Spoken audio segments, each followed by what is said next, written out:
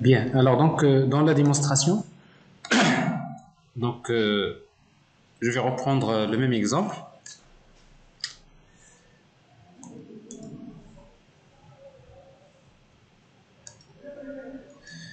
Bon, ce qu'on va faire d'abord, c'est qu'on va créer donc un microservice Customer Service. Ensuite, je crée le service Inventory Service. Et après, je vais créer le service Gateway, Spring Cloud Gateway. Donc, on va d'abord faire la configuration statique.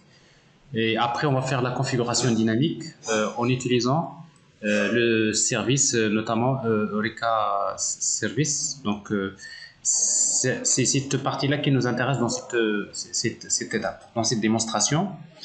Bon, après, donc, on va compléter par la suite.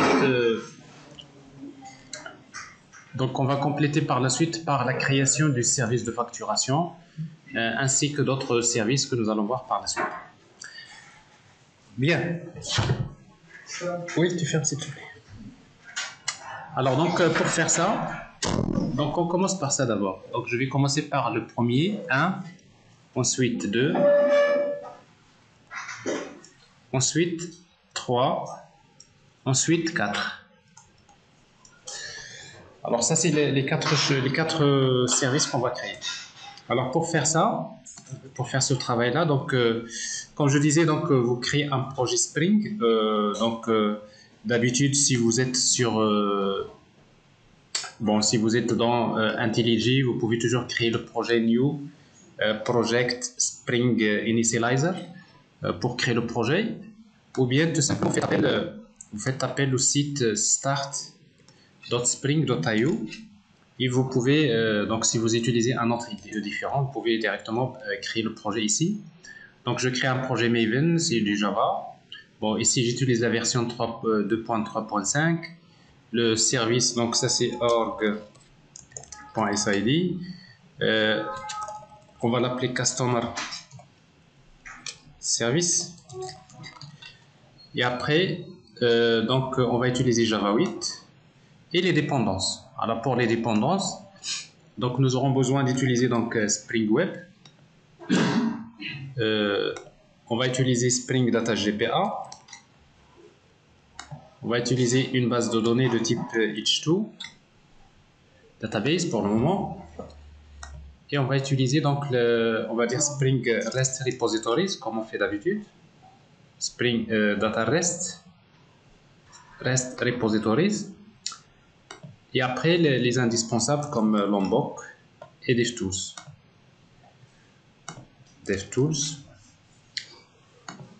Alors ça c'est les dépendances. Les dépendances classiques, d'accord. Après, bon, pour Spring Cloud, nous avons besoin d'ajouter donc deux dépendances. D'abord, il y a Discovery Client, Eureka Discovery Client, et après Actuator. Alors ça, c'est les dépendances que vous allez ajouter. Et après, on crée le projet, générer le projet.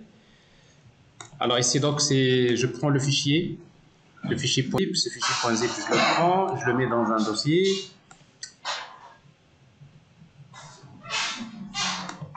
Je vais appeler donc TP Spring Cloud. CTRL V. Et je vais, voilà, je vais l'extraire ici. Bon, ça c'est donc avec start.spring.io et après j'ouvre le projet. Ben, je l'ouvre.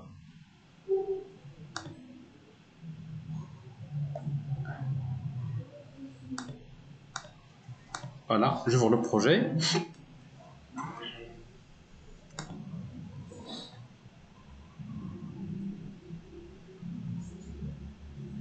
Alors ça c'est juste une autre façon, si vous voulez, de créer des projets. Donc soit vous utilisez donc directement un projet Spring Initializer, ou bien vous créez un projet avec start.spring.io et après vous pouvez l'ouvrir avec votre IDE. Donc ça peut être toujours utile, surtout quand vous utilisez par exemple la version IntelliJ version Community, ou vous utilisez Eclipse ou bien un autre IDE. De cette manière-là, c'est un peu plus pratique.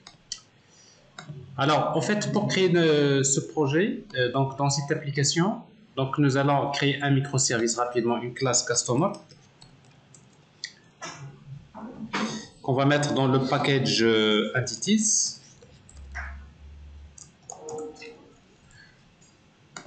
Alors, customer est défini par... customer, c'est avec un seul M ou deux M? Un seul M. Okay. Alors, je vais définir donc le ID, customer, et après le nom, string name, et après l'adresse mail, string email, par exemple. Alors, pour que ce soit une entité GPA, ça on sait le faire, donc c'est entity. Et la notation ID, generated value, stratégie et quantité. Et après, donc, on va utiliser l'onbook pour générer les getters et setters, un constructeur sans argument, un constructeur avec argument, et si vous voulez, une méthode toString. Donc ça, c'est en fait l'entité GPA. Et après, donc, je vais créer l'interface GPA repository basée sur Spring Data. Et je fais un test. Donc ça, c'est le microservice. J'attends qu'il me donne la main, voilà. Alors, je vais créer une autre classe. C'est une interface qu'on va mettre dans le package repository. Point, c'est customer repository. Alors, extend GPA repository. Alors, l'entité qu'on va gérer, c'est des objets de type customer et leur ID et les de type long. Et si vous voulez exposer, donc ça se fond d'une API RESTful, on va utiliser Spring Data REST, c'est-à-dire repository REST resource. Vous voyez, donc en 2 minutes, vous avez terminé le microservice pour customers. Alors juste, on va insérer quelques données dans la base au démarrage pour tester. Donc je vais créer un objet command line runner. La méthode, je vais l'appeler start. Il va retourner une expression lambda qui va s'exécuter au démarrage. C'est pour cela qu'il faut utiliser la notation bin, et dans laquelle on va utiliser donc customer repository. On va injecter l'objet customer repository ici, et on va l'utiliser pour insérer des enregistrements, save, new customer, et après ici donc l'ID c'est nul, le nom et l'adresse mail.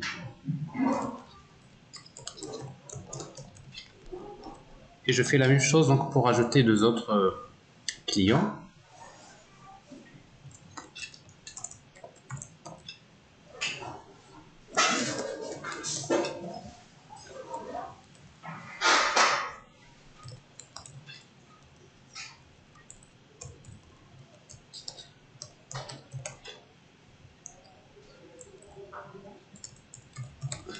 C'est qui Mohamed, c'est qui Hassan, c'est qui Salima.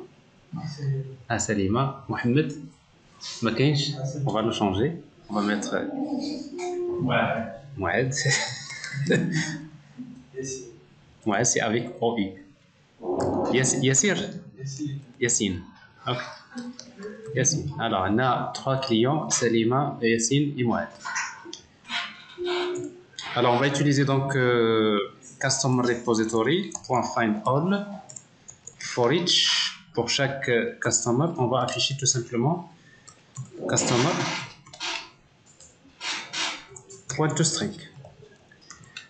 Alors pour tester ce microservice là, donc on a besoin juste dans le fichier application properties de spécifier d'abord le port, server port, on va utiliser 8081.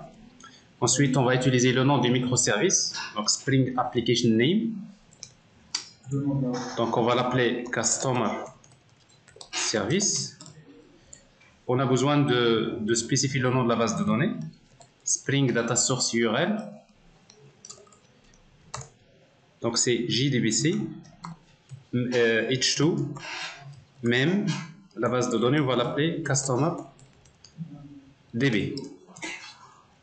Et après, pour Discovery Client, donc on va le désactiver, c'est-à-dire pour le moment, on va lui demander de ne pas chercher à s'enregistrer au démarrage en utilisant donc Spring Cloud Discover, Spring Cloud Discovery Client Enabled, vous mettez False.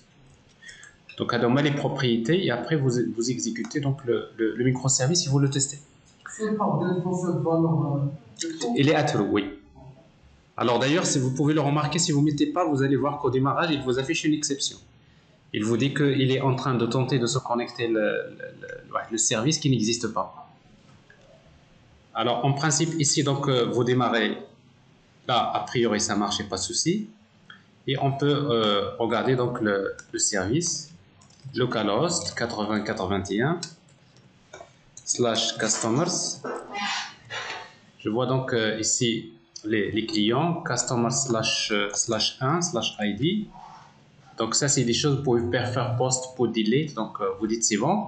Et après, si vous voulez utiliser Actuator, parce que nous avons Actuator, alors si vous remarquez, bon, Actuator par défaut, il vous expose un certain nombre de endpoints. Et il n'expose pas par défaut tous les endpoints. Donc par défaut, par exemple, il vous donne health. Bon, ça vous donne soit up, soit down, par exemple. Il vous donne la possibilité d'avoir des informations. Pour le moment, c'est vide parce qu'il n'est pas encore utilisé le service. Mais si vous voulez exposer tous les endpoints qui sont fournis par Actuator, vous pouvez aller vers la configuration. Ici, vous ajoutez une propriété Spring Management, Spring Cloud Management, Spring Cloud Manage. Alors ici Spring Management Endpoint, voilà, c'est ça, c'est Management Endpoints Web Exposure Include. Alors si vous mettez étoile, ça c'est Actuator. C'est-à-dire, vous lui dites, je veux exposer pour ce service-là, je veux exposer tous les endpoints. Alors, ça veut dire, si vous faites ça, et vous redémarrez, alors vous pouvez toujours constater que quand vous mettez Actuator,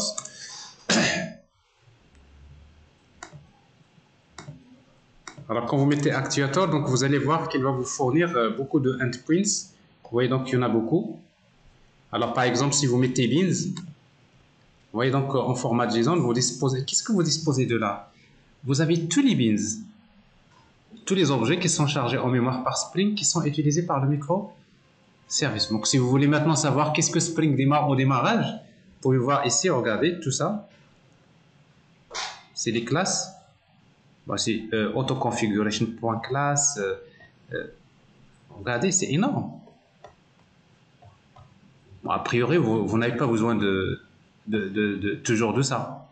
Donc, si vous n'avez pas besoin d'utiliser cette fonctionnalité-là, ça ne sert à rien de la garder. Donc, c'est juste... alors, après, vous allez trouver, donc, par exemple, les variables d'environnement. Alors, vous voyez donc l'environnement, le port du service. Vous trouverez donc la JVM utilisée, le chemin où se trouve le GRE utilisé. Vous trouverez ici pas mal de variables d'environnement. En fait, ici, vous avez les dossiers, le dossier temporaire, là, les variables d'environnement.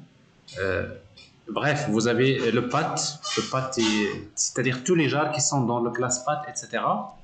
Mais moi, Actuator, il est fait pour ça. C'est juste pour dire, si vous voulez faire le monitoring, vous voulez consulter la santé de votre microservice, vous voulez savoir qu'est-ce qui tourne dans sa mémoire, etc. Donc, vous pouvez l'utiliser.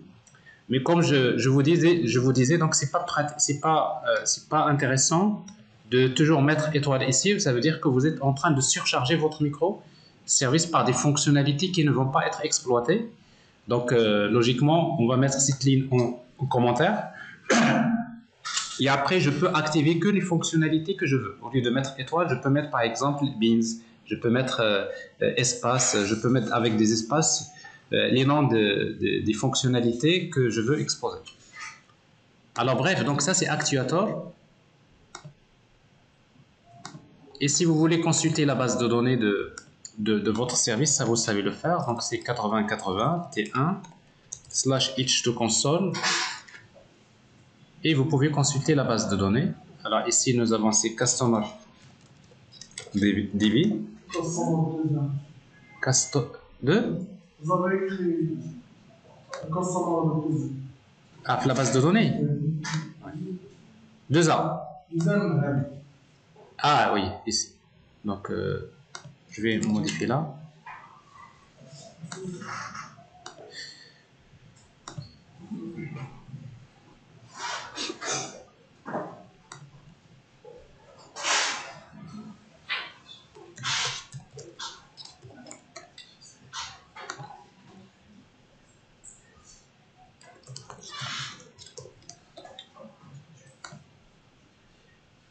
Alors ça c'est la base de données, les données sont là. Bon, alors ça c'est jusque-là, bon, la seule chose que je viens d'ajouter par rapport à ce qu'on fait d'habitude, on a avec l'Actiator et le service d'enregistrement que j'ai désactivé. Alors maintenant je vais faire la même chose pour créer donc le service Inventory Service. C'est le même travail. Alors pour créer Inventory Service, donc je vais faire la même chose. Au lieu de le faire sur start.spring, bon, avec start.spring.io, l'avantage c'est que si je reviens, je trouve les mêmes dépendances ici. Je change juste le nom. Donc je vais utiliser Inventory Service généré. Bon, les mêmes dépendances.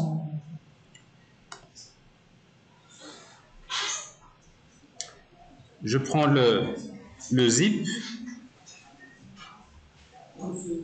Je le copie dans le dossier, comme ça, TP Spring Cloud, CTRL V, je renomme ici, parce que j'avais téléchargé plusieurs fichiers qui ont le même ah, c'est quoi ça? J'ai pris, oui, alors c'est pas Customers, je veux, c'est quoi ça? Ah, j'ai changé le name, mais j'ai pas changé Artifact, tout à fait. Donc normalement il faut changer ici, c'est Inventory. Normalement quand vous changez Artifact, il change tout ici. Donc de préférence de changer ici, donc je me suis trompé.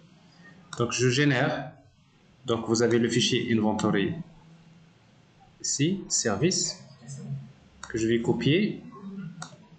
Je le mets dans le bon dossier.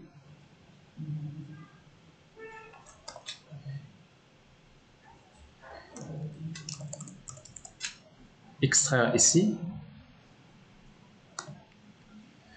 Et je l'ouvre avec mon IDE de la même manière. Open. Inventory Service. Et là, vous allez reprendre la même histoire, n'est-ce pas? Alors, cette même histoire, donc ici, ce que je vais faire, c'est que dans mon... ici, cette fois-ci, dans le même fichier, bon, je vais créer tout dans le même fichier. Class Product. Alors, ici, le ID du produit, le nom du produit, le prix et la quantité.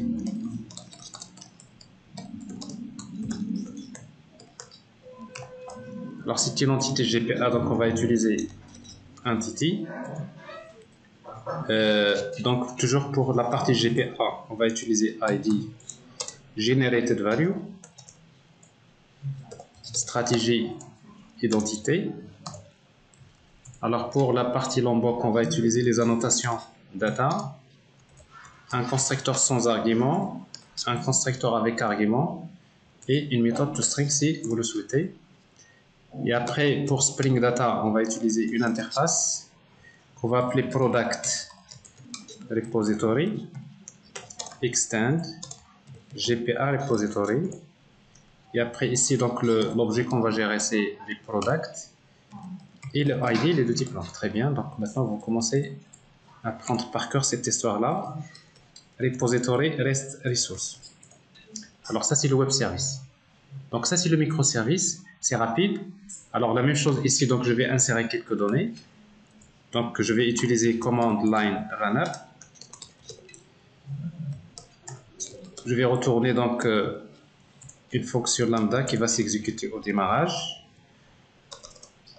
avec la notation bin ici, dans lequel je vais d'abord injecter l'objet product repository.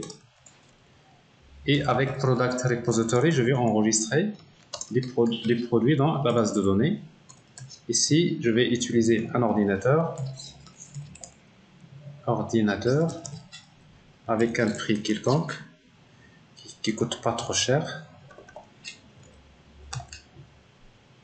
Et je vais ajouter une imprimante et un smartphone.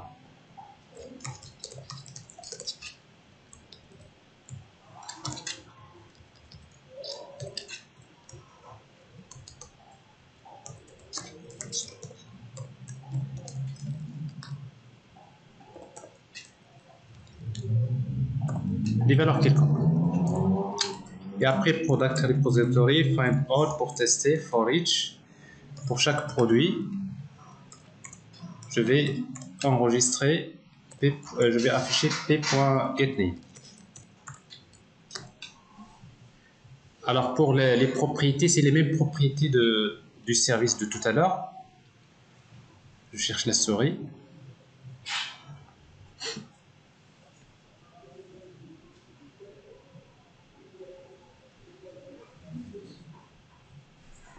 Il est là.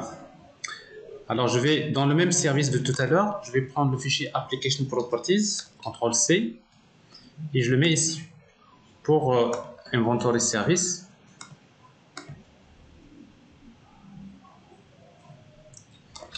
Et je change le port 82.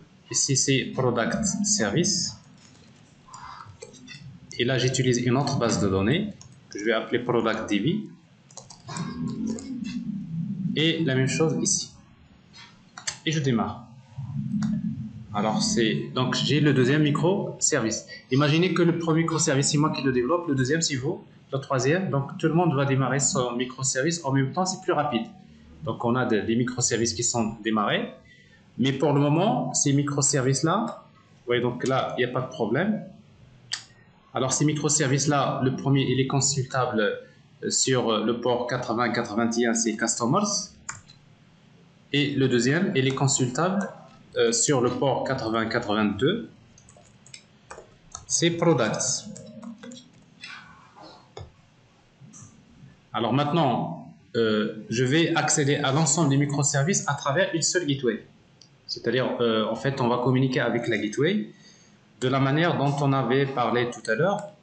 Donc, on va créer maintenant cette gateway et on va essayer de la configurer de façon à ce que l'on puisse dispatcher les requêtes vers les bons microservices. Alors, pour créer donc le service gateway, on va créer un nouveau projet, New Project Spring Initializer. Bon, je peux toujours revenir sur start.spring.io, mais vous savez maintenant le faire. Alors, org.sid, et après ici le nom du service, je vais l'appeler Gateway. Gateway Service. Gateway Service. Je l'appelle Gateway tout court parce que je crois que ce nom-là, je l'ai déjà utilisé. Gateway. Je vais utiliser donc Java 8. Et après, les dépendances.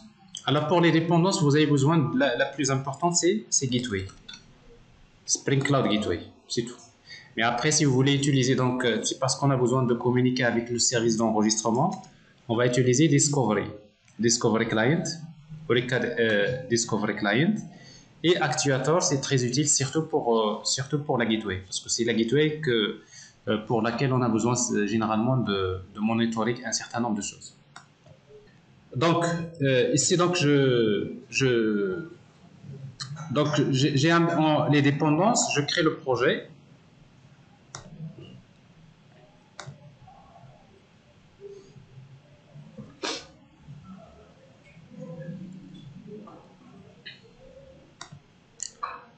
Alors, le Gateway, donc, une fois qu'il est créé, bon, c'est une application Spring Boot que vous pouvez démarrer comme d'habitude.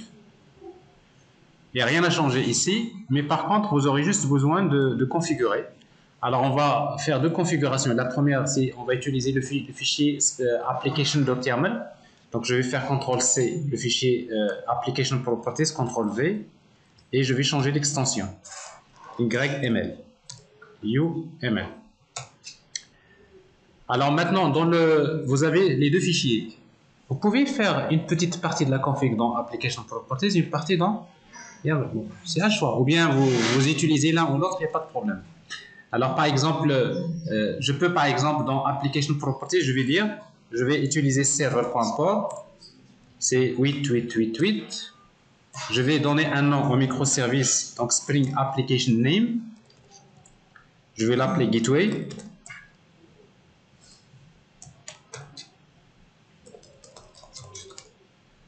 Et je vais désactiver par exemple pour le moment l'accès au service Eureka. Donc c'est Spring Cloud Discovery Enabled False. C'est-à-dire ce qu'on a fait tout à l'heure.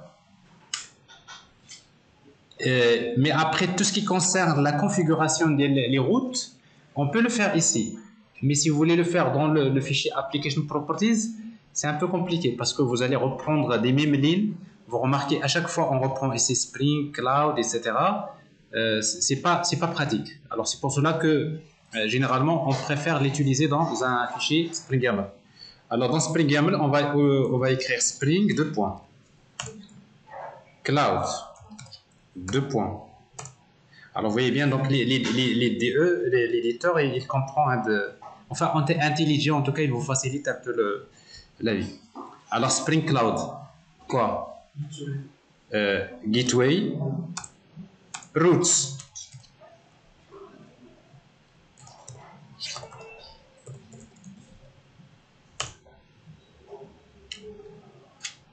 Alors maintenant, Spring Cloud Gateway Roots, maintenant je commence à définir les routes. Tirer ID, la valeur. Par exemple, j'ai la route qui s'appelle R1. Alors, cette route-là, on va lui spécifier les informations. Oui? Oui? Oui? L'URL, oui. Alors, donc, une fois que j'ai... Alors, je reprends... Alors, où est-ce que j'étais? Alors, ça c'est fait, ça c'est fait, ça c'est fait, ça c'est fait, product. On est là, voilà. Donc, vous voyez, donc Spring Cloud Gateway, l'ID. Dans le même niveau, je vais utiliser l'URL, je vais utiliser les prédicats. Et dans les prédicats, je vais utiliser donc le path. Donc ici, URI, la valeur, c'est HTTP, c'est localhost. Alors de préférence de mettre un espace. C'est pas de préférence, il faut mettre un espace localhost 8081 / et après le predicates. Alors dans les prédicats, on va utiliser donc le prédicat path majuscule égal. Cette fois-ci c'est égal la valeur. Et ici on va utiliser /customers/ étoile. Voilà. Alors, et je fais la même chose. Ici, la deuxième route. Si vous voulez, vous pouvez toujours mettre un espace entre égal et l'autre, mais ça ne change pas grand-chose. Alors, je fais CTRL-V.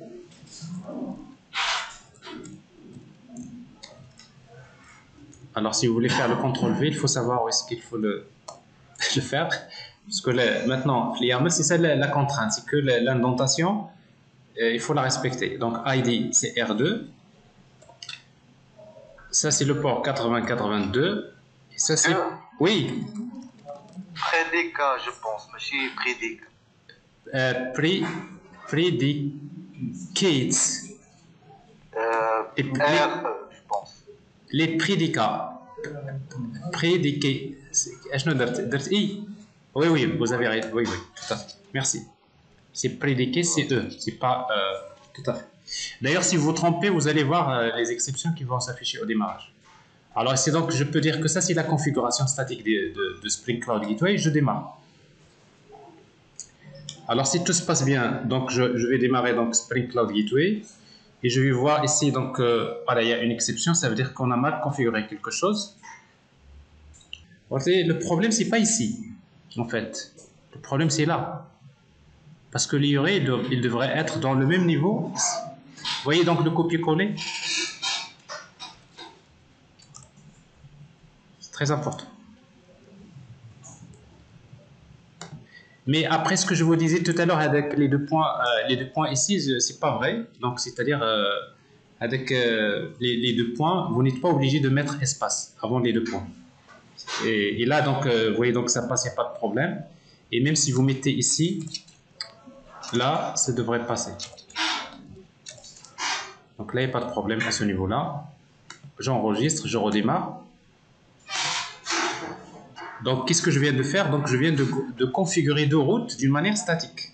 Alors, pour les tester, pour voir si ça marche, je lance mon navigateur et je vais communiquer avec directement le gateway. C'est-à-dire 8888. Donc, ça, c'est le gateway. Et je lui demande, je veux customers.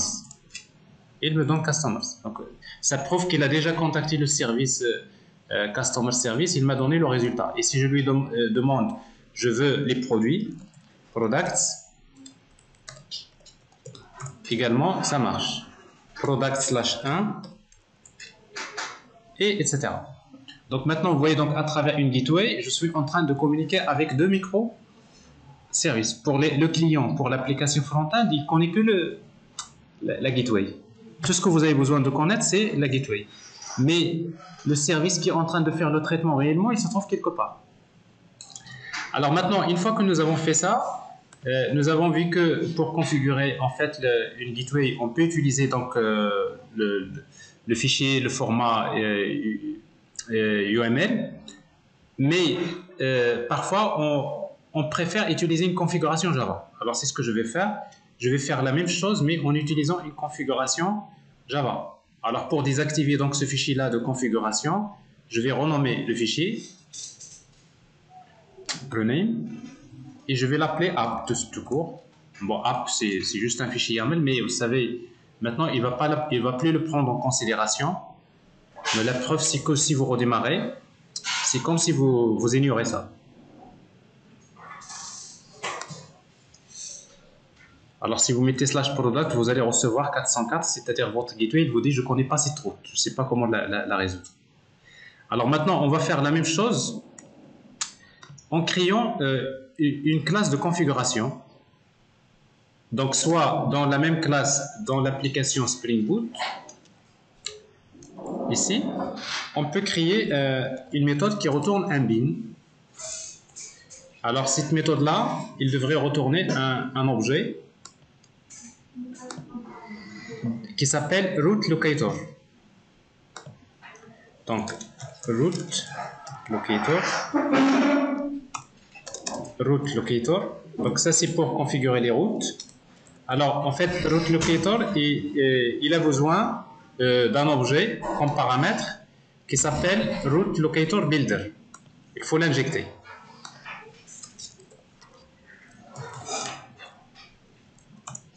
Donc, ça, c'est builder. Et ce builder-là que vous allez utiliser pour configurer les routes. Alors, return, donc c'est builder, routes, et après, vous configurez les routes. Point. Chaque route. Donc, vous avez une expression lambda, R, et dans la route, vous utilisez R. Point. Si vous voulez, le prédicat qu'on va utiliser, c'est path. Alors, c'est quoi le path? C'est /customers/étoile. Point. l'IURI, c'est http local host 2.8081. Et après, si vous voulez donner le ID, vous utilisez ID. La route s'appelle R1. Alors, vous voyez bien que ici, c'est la même chose, les mêmes informations que nous avons spécifiées tout à l'heure. Vous voyez donc pour chaque route, il y a ID, il y a l'IURI et le prédicat, c'est path. Alors ça, c'est fait pour la première route, ici. Et on va ajouter la deuxième route, Copier-coller.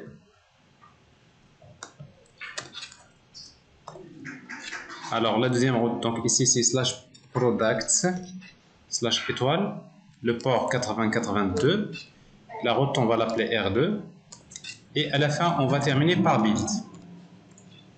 Bon, c'est tout.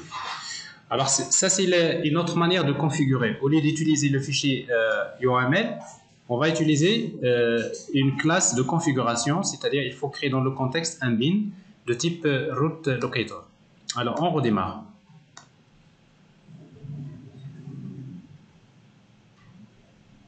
Alors quand on va redémarrer, donc on voit bien que ici ça tient, il n'y a pas de problème. Ça marche. Slash product, slash customers, il n'y a pas de problème. Donc on vient de voir que les deux façons pour configurer donc c'est-à-dire le Spring Cloud Gateway soit d'une manière statique, plutôt d'une manière statique soit avec le fichier YAML ou bien la classe de configuration, c'est-à-dire la configuration Java. Alors maintenant, ce que je disais tout à l'heure, c'est que le fait de travailler de cette manière-là, quand est-ce qu'on le fait? Uniquement quand on utilise des services dont l'adresse est fixe, qui ne change pas. Par exemple, vous voulez accéder à une API REST publique, vous connaissez l'URL, et ça, on va l'utiliser dans un exemple tout à l'heure que nous avons dans notre architecture. C'est dans cet exemple-là.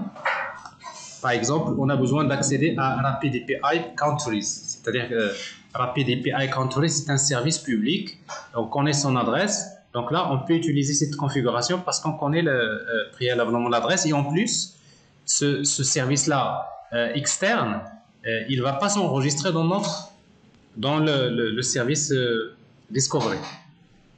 Alors maintenant, mais par contre, pour Customer et Inventory, on peut faire mieux. Alors, qu'est-ce qu'on va faire maintenant? C'est que on va utiliser le service d'enregistrement, l'Eureka Service qu'on va créer. On va demander au service de s'enregistrer et on va essayer donc de faire la gestion des routes d'une manière dynamique, mais en exploitant également le load balancer. Parce que quand vous utilisez ici la configuration statique comme ça, il n'y a pas de load balancer. C'est-à-dire si vous avez plusieurs instances du même microservice, vous ne pouvez pas Donc ici, il faut si vous voulez l'utiliser, il va falloir le faire autrement. C'est clair? Alors maintenant, ce qu'on va faire, on va créer donc le service Eureka Server. On va créer un projet, Spring Initializer. On va l'appeler com.sid, et après, on va l'appeler donc Eureka Discovery. Java 8, Next. Alors, la seule dépendance qu'on va utiliser ici, c'est Eureka Server. C'est tout. Vous créez le projet. Donc, il va vous créer une application. Alors, cette application, si vous voulez activer Eureka Server, il suffit d'utiliser la notation Enabled Eureka Server. C'est la seule chose que vous avez besoin de faire au niveau de l'application. Donc, et après vous démarrez. Donc vous avez donc le service de Eureka Server. Vous remarquez bien que Eureka Server c'est un service qui est fourni par Netflix. Alors maintenant, juste il y a un fichier de configuration. Dans le fichier Application Properties, il faut ajouter quelques propriétés. Bon, la première, c'est le port. Alors, par défaut, le port utilisé, c'est 87, 88, 60. Alors, par défaut, c'est le port, c'est 87, 61. Voilà, on va le regarder. Alors, Eureka, elle est là. Alors, le port, c'est 87, 61, c'est ce qui est utilisé par défaut. Donc, 87, 61. Vous pouvez le changer, bien sûr. Et après, il y a deux propriétés qu'il faut mettre à false. Je nomme les deux propriétés. C'est ce que vous avez ici. C'est Eureka Client Fetch Registry. J'ai perdu un petit peu. Alors, Eureka Client Fetch Registry. Vous mettez ça false. Alors, c'est pour dire, en fait, Eureka, donc ce n'est pas la peine d'exposer tes services dans l'annuaire. Ça ne sert à rien parce que tu es le serveur. Et la deuxième, c'est Eureka.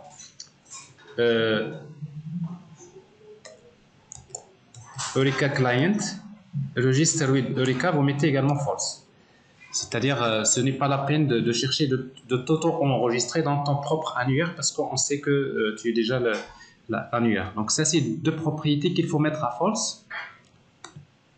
Et ces propriétés-là, une fois que vous les mettez, on va démarrer le service.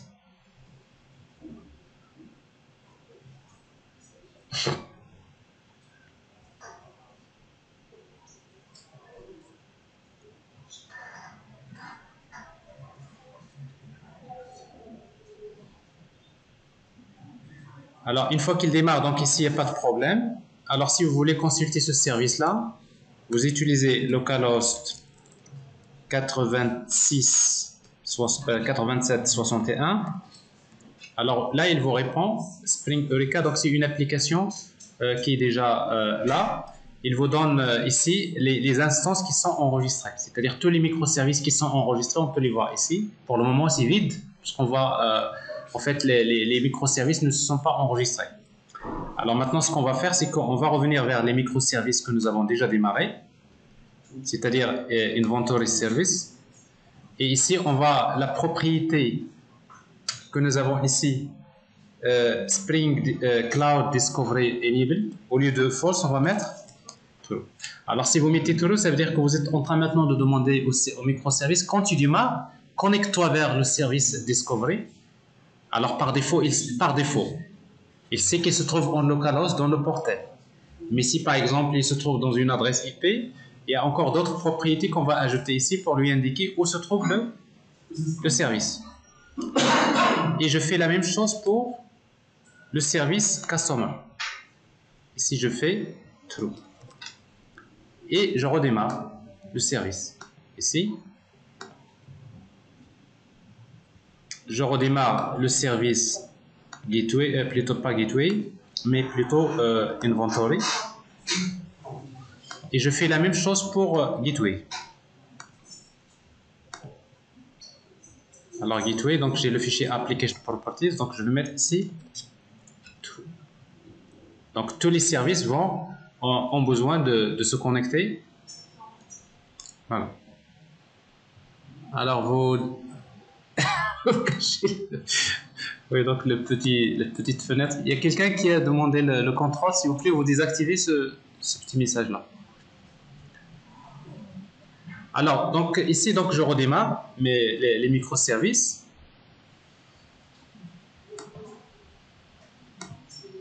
Et si j'actualise ici, alors je vois bien que la liste là ça marche. Donc j'ai bien 3 microservices qui se sont enregistrés. Customer Service, Gateway Service et Product Service. Et je vois bien la localisation, etc. Alors ça vous donne juste un tableau de bord pour voir un peu ce qui se passe dans l'architecture. Alors maintenant on va l'exploiter dans le service Gateway. Comment? Eh bien dans le service Gateway, on va le configurer d'une manière maintenant plus pratique ici. Alors, au lieu d'utiliser ici localhost, maintenant, je suis plus obligé de connaître la machine et l'adresse IP. J'ai besoin de connaître que le nom du micro-service. Je vais utiliser LB, c'est-à-dire load balancer, // Le nom du service, c'est Customer Service. Le slash, non. Ça, on met juste le nom de... Je suppose, je ne suis pas sûr, mais je pense que... Et si on ne met pas le nom... Oui, on met juste le nom du microservice, voilà. Et c'est la même chose, donc LP, Product, Service. Donc ça veut dire que je lui demande à chaque fois que tu reçois une requête qui contient /customer/étoile, envoie ma cette requête là vers un service qui s'appelle Customer Service. Alors là, maintenant, je ne suis pas obligé de connaître dans quelle machine, etc. Automatiquement, il va contacter le service d'enregistrement, il lui donne le nom, il récupère l'adresse IP et le port, et il fait le routage de la requête vers le bon service. Et on va redémarrer ici pour voir est-ce que ça marche.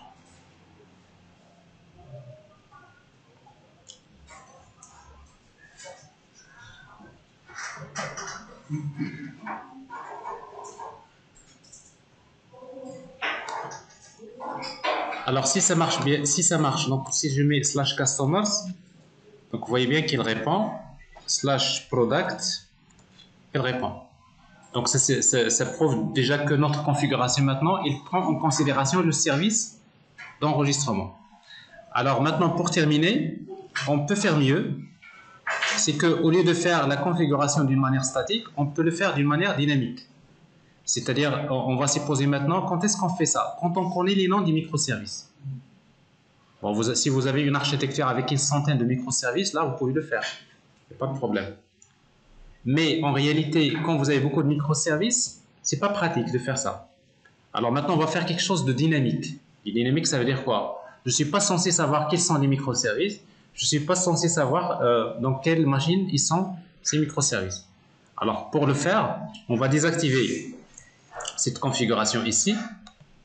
C'est-à-dire on ne va plus la prendre en considération. Et on va créer une autre configuration qui est plus dynamique. Alors cette configuration est la suivante. On va créer un objet de type Discovery Client Route Definition Locator. Donc on va créer une méthode cette fois-ci bin Discovery Client Route Definition Locator. Alors qui reçoit deux paramètres. Alors le premier paramètre c'est Reactive Discovery Client RDC. Et le deuxième, il est de type Discovery Locator Properties. Discovery Locator Properties. Alors ici Properties. Vous voyez donc il y a deux paramètres ici. Et après cette méthode-là, il va juste retourner un objet de type Discovery Client Definition Locator et qui reçoit ces deux valeurs, ces deux paramètres RDC et Properties.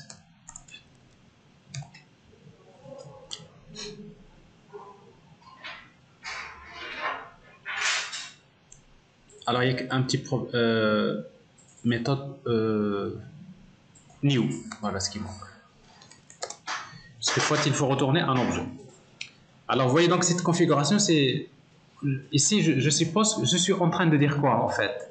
Je suis en train de dire à Spring Cloud Gateway, je suis en train de lui dire, moi en fait je connais pas les routes, non, je ne connais pas, je connais pas les microservices, mais je vais lui dire à chaque fois que tu reçois une requête, regarde dans l'URL de la requête, tu vas trouver le nom du microservice. Maintenant, le nom du microservice, il vient dans l'URL. Et automatiquement, il prend le nom il va prendre le nom automatiquement du microservice à partir de l'URL. Il va utiliser c'est-à-dire il va router la requête vers le bon microservice. Alors ça veut dire que ici, donc si je supprime ça, et si je redémarre, alors maintenant je vais avoir quelque chose de dynamique, c'est-à-dire je n'ai plus besoin de changer cette configuration. Je peux ajouter autant de microservices que j'ajoute, je peux directement les consulter à travers le navigateur. Alors maintenant, le côté navigateur, si vous faites ça maintenant, /product, ça ne va pas marcher. Pourquoi? Parce que maintenant, dans la configuration dynamique, il faut lui dire product de quel service. Ça, c'est, je dois écrire ici, product service /product. Et là, ça marche. Alors maintenant, ça veut dire que dans cette configuration-là, je suis en train de lui dire, voilà, ce qui vient après le host, c'est d'abord le nom des microservices. Et ce qui vient après le microservice, c'est le path. Donc, automatiquement, quand je fais slash product service, lui, il envoie une requête vers le service product et après, il va lui demander de faire slash product. Alors, si je lui demande slash product slash 1, ça marche. Alors, je fais la même chose pour customer service slash customers. Alors, vous voyez ici, donc, ça marche également. Alors là, c'est beaucoup mieux maintenant parce que qu'est-ce qu'on est en train de faire? Ben, on est en train maintenant de revenir à l'architecture que nous avons présentée et sur laquelle je me suis arrêté tout à l'heure avant la pause. C'est ici. Alors, dans notre configuration, nous avons ça. C'est-à-dire, nous avons